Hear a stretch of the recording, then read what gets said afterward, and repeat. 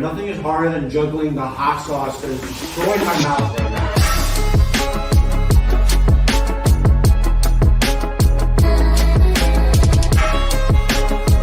Hey, what's going on, everybody? I'm here from the Glazer Team today. My name is Jason.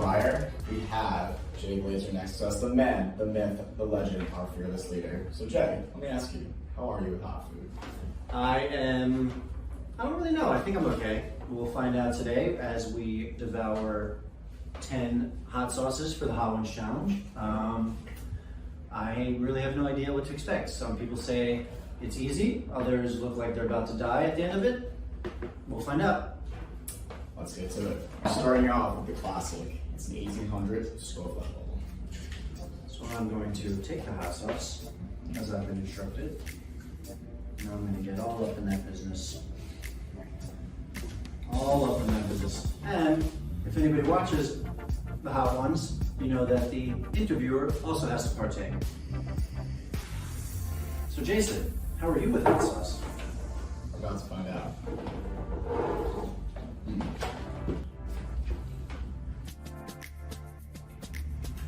I mean, if that's the first one, there's no world. Really? I'm making it through this whole thing. Okay. So Jay, you're a native New Yorker. Tell us what it was like growing up in Greenwich Village. My parents raised me in New York City. Honestly, I thought it was pretty good.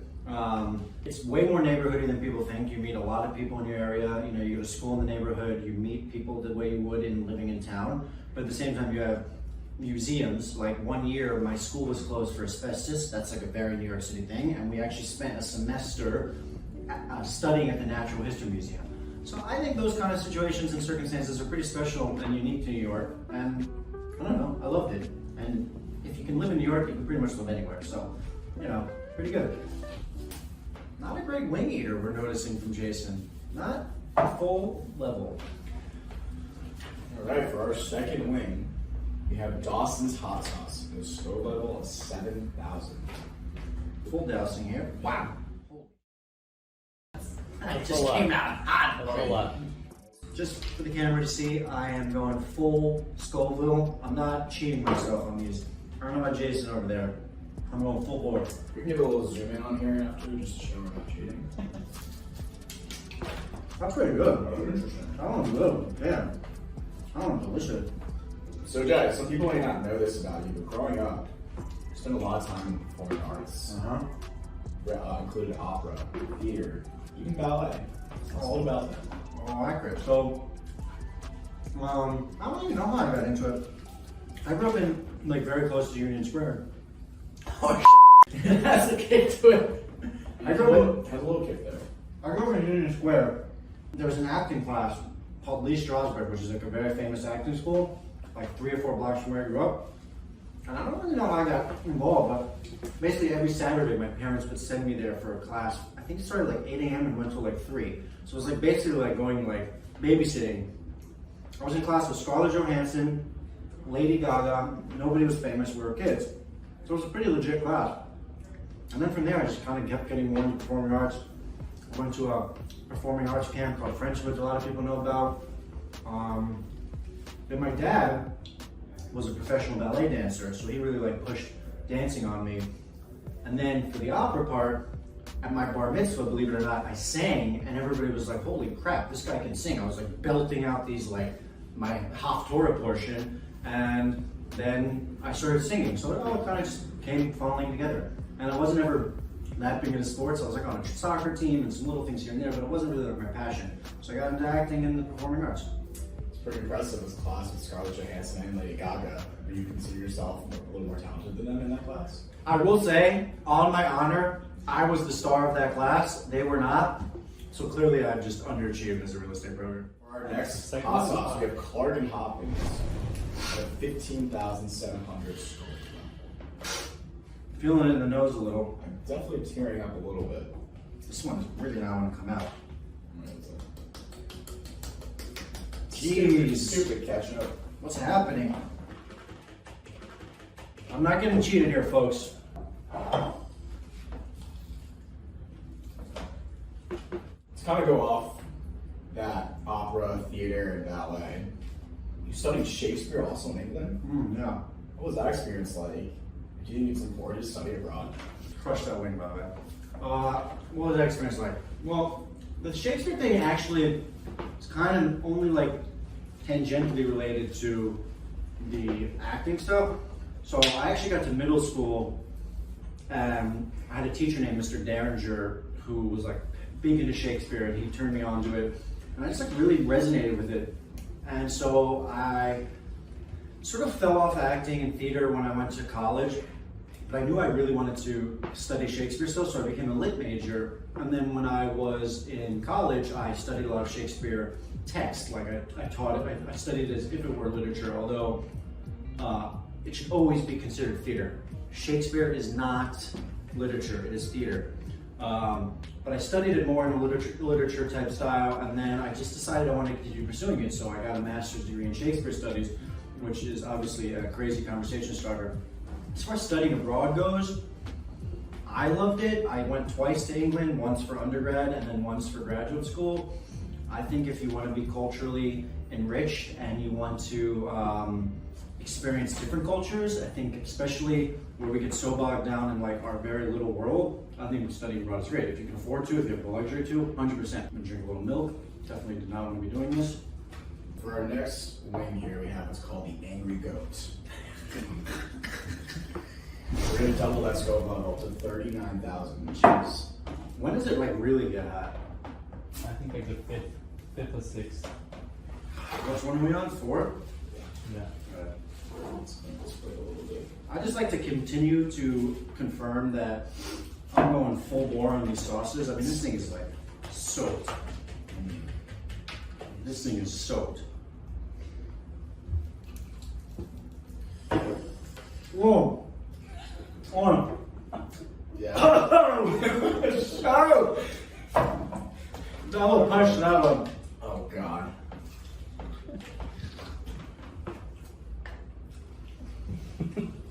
I'm gonna have the worst stomach ache of my life later. I'm glad I wore black pants. Woo! Yeah, there's a little kick there. This might not make it. So, Wow. studying abroad in London for your undergrad, studying abroad for your grad school, making your way back to New York. How did you get into real estate? So, I finished my graduate degree. I was actually writing my thesis for my grad degree here. So I came back home before I graduated. It's hot. It's hot. It's legit hot. It's legit hot. What was the question? Wait, no. How did I make my way into real estate? So, during undergrad and graduate school, I worked in restaurants. I cooked, I waited tables, I bartended, I did all. In graduate school, I actually worked at a bar called the Dirty Duck, which is a really famous bar in Stratford-upon-Avon, which is Shakespeare's hometown. My tongue is on fire right now. I was waiting tables, and I was working in this restaurant that's no longer around, and I really didn't like it. It was tough. I felt like I was working harder than everybody. And then actually, fortuitously, a family friend asked me if I wanted to be his assistant. He'd sort of been in real estate, he was successful. He thought I would be good because I knew New York and I was personable. So I went to work for to be his assistant for a year. I learned a ton from him. And then eventually I just wanted to sort of go out on my own, and the rest is history. For our next wing, we have the Los Calientes. It's a 49,000 scope level. I don't know what that means. The Scoville level is lost on me. I'm not gonna get cheated, all right? If I'm going out, I'm going out in flames, literally and figuratively. Oh.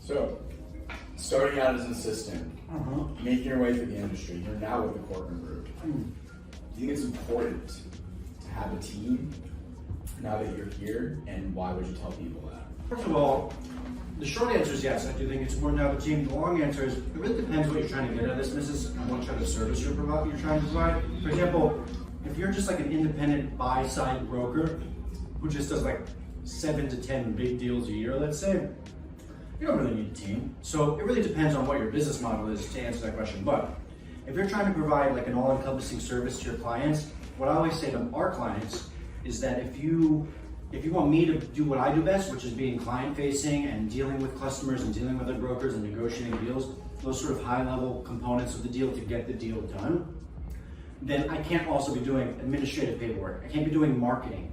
I can't be doing distribution of listings, dissemination of listings, all that stuff that requires a high level of attention and it's time consuming. So yes, I think you need a team if you're gonna try to achieve the highest level of success in this industry.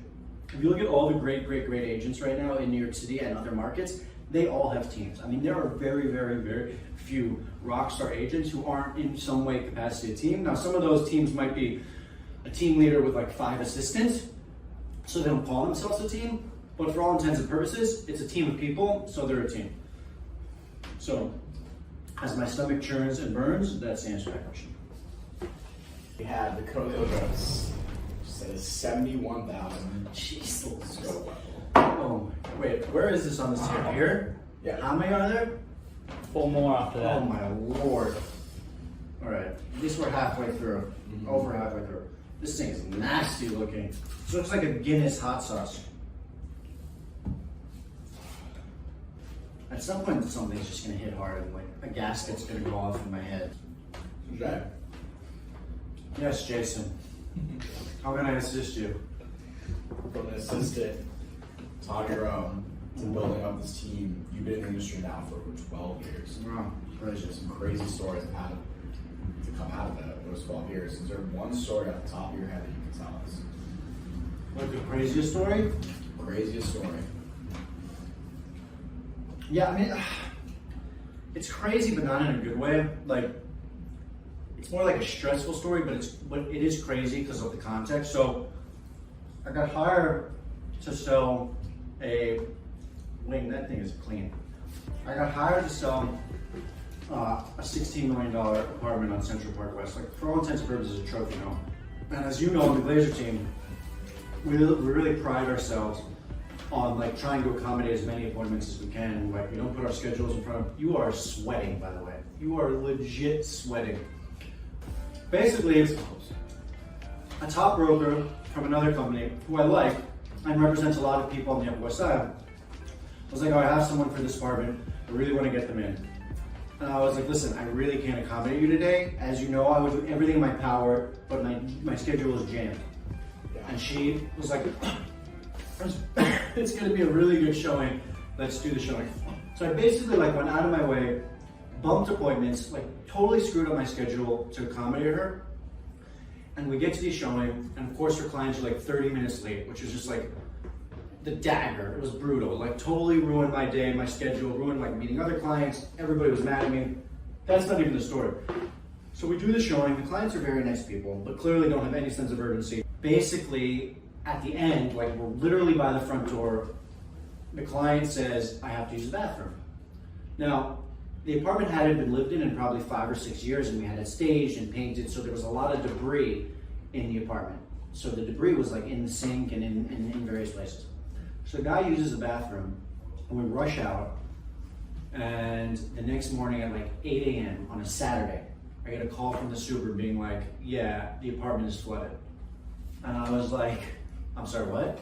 He's like, somebody left a faucet running and it clogged, the drain was clogged from the debris, and it overflowed over the sink and down the entire building.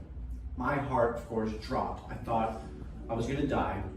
The super, by the way, was a gem, such a nice guy, totally understanding, was not upset at all, which dodged a bullet with him, because some of these supers, especially in big trophy buildings like that, would have just like threw me on a cross. So, of course, I'm obligated to call the owner. He's like, I'm not calling the owner. I said, it's not my problem. So I called the owner. I thought the owner was gonna fire me on the spot. I thought I was ruined. It was a big trophy property, as I said, so like a very important listing for our business.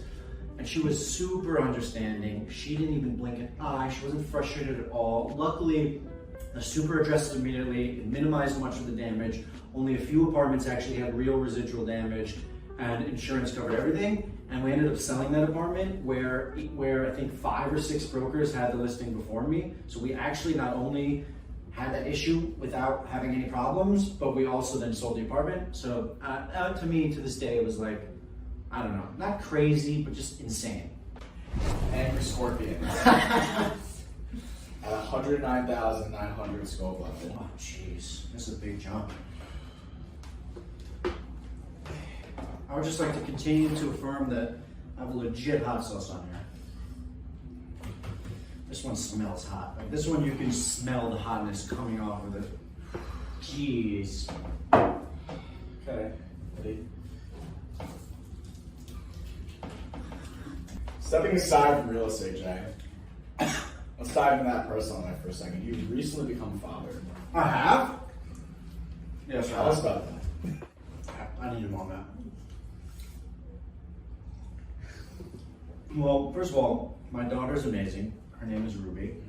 I know every parent loves their kids, which is to be expected, but we have a really great one because she's very well behaved, sweet girl, happy baby. You know how to say happy baby? We have a happy baby. So that really helps. I love being a dad, actually. I never thought I would, to be perfectly honest. I never really know. I think for the men, they say like, you don't really know what to expect because obviously the baby's not growing in our womb, so it's a different experience. But I love it. I think I'm a good dad. We have a lot of fun together, and she's really getting to that age now where she's like becoming an adult. Not an adult, she's becoming like a real human. She's almost a year. So it's fun. So tell me, with having the baby, having the team, all of that, how do you juggle all that between your personal and business life? Just to be clear, nothing is harder than juggling the hot sauce that is destroying my mouth right now. Juggling hot sauce, baby, and team. How do you tell us? How do you balance it? It's not easy, but like, I don't know. I don't like feel sorry for myself. I just do. So I don't have a great answer for that question. I just like get it done. I wake up super early. For those who know me, know I wake up at 5 a.m. I now go to the gym before my daughter wakes up so that I'm home by the time she wakes up. So yeah, you sacrifice certain things. I wake up at 5 a.m. It's early, it's gross, it's painful, but that's how you're able to get all in. You know, you guys obviously running the team do a good job, so I don't have to be as involved as maybe I once was. And then that's it. I mean, I'm trying to make time for everything. We have 3 more of these. I don't know if I can make it through. I'm on the struggle bus right now. For week number 8, I'm legit on the struggle bus. we have the bomb at scope level 135,600. According to Elia, who we've been talking to and is behind the camera right now, this is where it gets real. I don't know what taste buds Elia was raised with. Maybe his mom put hot sauce in the breast milk, but this dude is sick. All right, he's like, oh, it's not that bad. My stomach is on fire right now.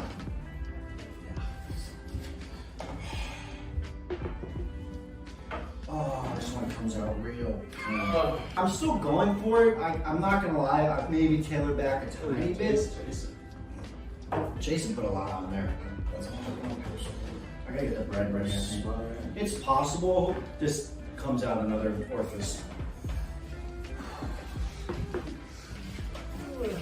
This takes a lot of fortitude. I appreciate the interview. Some of these guys on the interview, like the main show, make this look a lot easier than it is.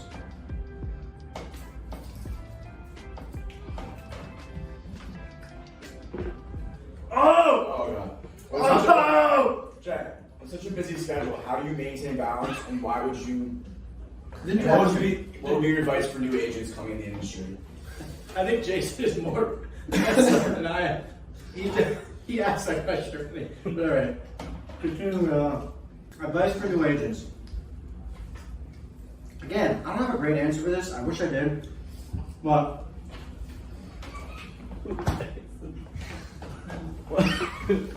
Watch where you put your fingers.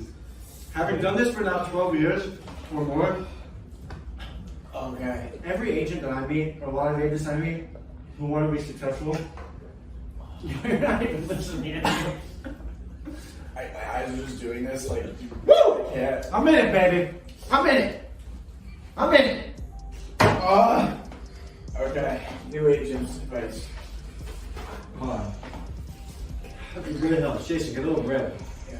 So, advice for new agents. work hard. So many people, they don't want to work hard. They think they want to work hard. We've seen some of them. Very few people actually have that like grind mentality. I think there's no substitute for hard work.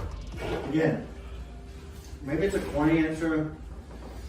Maybe it's not the best answer, but like everybody's always looking for like role models and idols. Just work hard. Like you see these people on social media who are successful and they're like, oh, it's easy. But we don't realize it's not easy, and they put a ton of work in before they actually got to where they are with all their success. So also, if you can get a mentor or someone to just like groom you, I 100% recommend that, because you don't know what you don't know, and working with someone who knows more than you is going to just help you grow your skills. Jason might not make it through this last one. We might have a substitute interviewer come in. I don't think water helps, right? I don't know. Take a sip. I cannot believe. The last one was. Oh, this has been a joke. I don't know how people do this. For our next hot sauce, number 9, extra mean green at a score level of 702,500. I'd just like to add that the brand is called Pucker Butt. So you can imagine what's going to happen soon. I mean, how much higher did this one get? The next one's 2 million. Wait, 2 million? What's the one at? Well, 2 million? The last one, What's this one? 702,500. What was the last one? Like 100? 135,000. Wait, it jumps up that much? I don't know how this scale goes. Elliot, what the hell? I can't Don't do it. so much. Don't do so much. I'm going full bore. You either do it or you don't. Yeah, I'm doing You're it. interviewing me about my success. What am I going to quit and like not do it the right way? Come on, come on!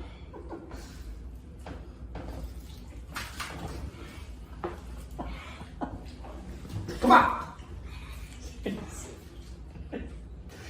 Jay, number 9. I could probably tell you the answer to this already, but why don't you tell us, what's your most embarrassing moment professionally or personally, if you don't mind It's asking? happening right now in my pants. Yeah.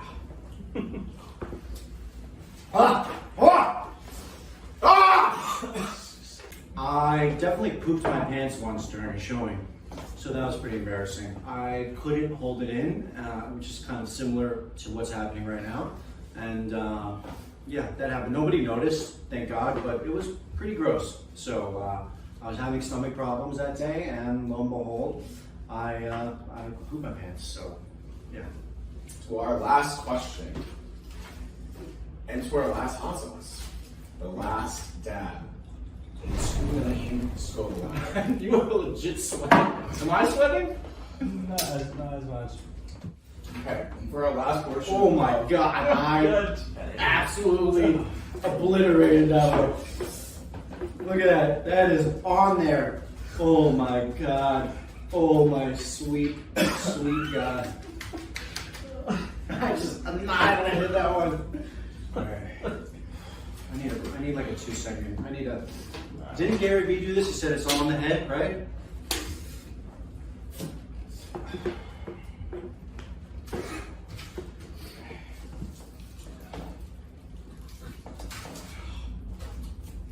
Okay. For our last question, I'd like to do a segment called Explain That Gram. So we're going to show you a couple pictures from your Instagram, and you explain the story and background around it. Oh my God! So we know you like to golf, but tell us about this hole-in-one story.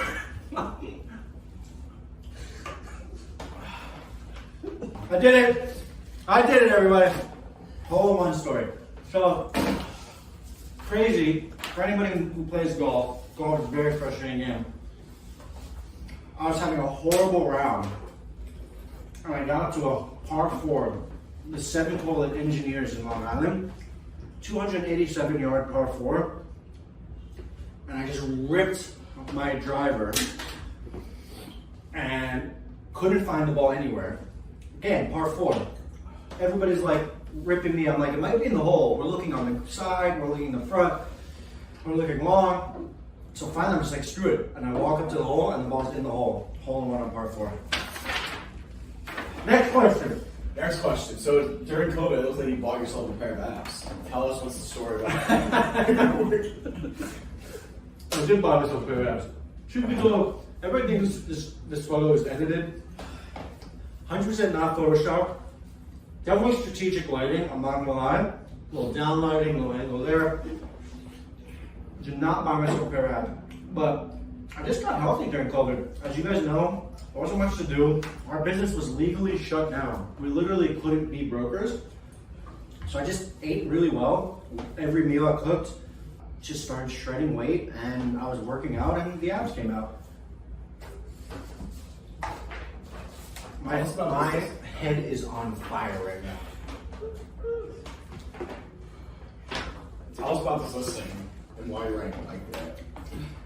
So this was a fun listing, really cool apartment at a building, 303 Mercer, where we sell a lot of apartments. Basically, we were just doing like a lifestyle photo shoot. They had 3 kids, or 2 kids, can't remember, 2 or 3 kids.